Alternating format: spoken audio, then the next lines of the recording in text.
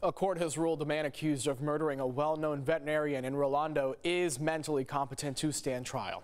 Prosecutors say 88-year-old Dr. Clark Kelly was murdered in June during a burglary at his office. CBS 8's David Goffredson was in court today for the defendant's mental competency hearing. I will make a finding that the defendant is currently mentally competent. Monday's competency hearing marked the first time we have seen Patrick O'Brien's face in court. The 38-year-old's murder trial had been delayed, pending a mental health evaluation by a doctor who concluded O'Brien was mentally fit to stand trial. In court, O'Brien's defense attorney stipulated to the doctor's findings. He finds present competency, and after my own investigation, I'm prepared to stick to his qualifications and submit on the question of competency.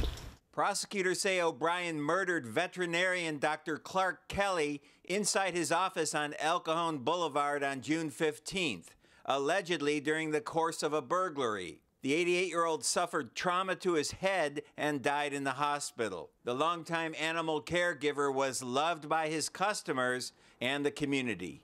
I know that Karen, his daughter, is also a veterinarian, and they're just a very loving family. And they care about their patients, fur animals and humans. In August, O'Brien spoke to CBS 8 on the phone from Central Jail. I'm a very kind person.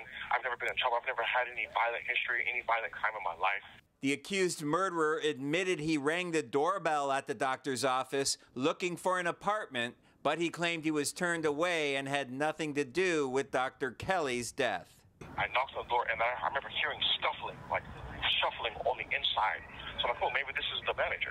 No one answered, so I started ringing the door again, the bell again. Ding, ding, ding, ding. And then from a distance, I heard, hey, you got to get out of here. You're not welcome here. I'm like, okay, well, that was rude. So I just turned and walked away back towards the gate. O'Brien's criminal case will now move forward. He will be back in court in January with his preliminary hearing now set for February 8th. At the downtown courthouse, David Goffredson, CBS 8.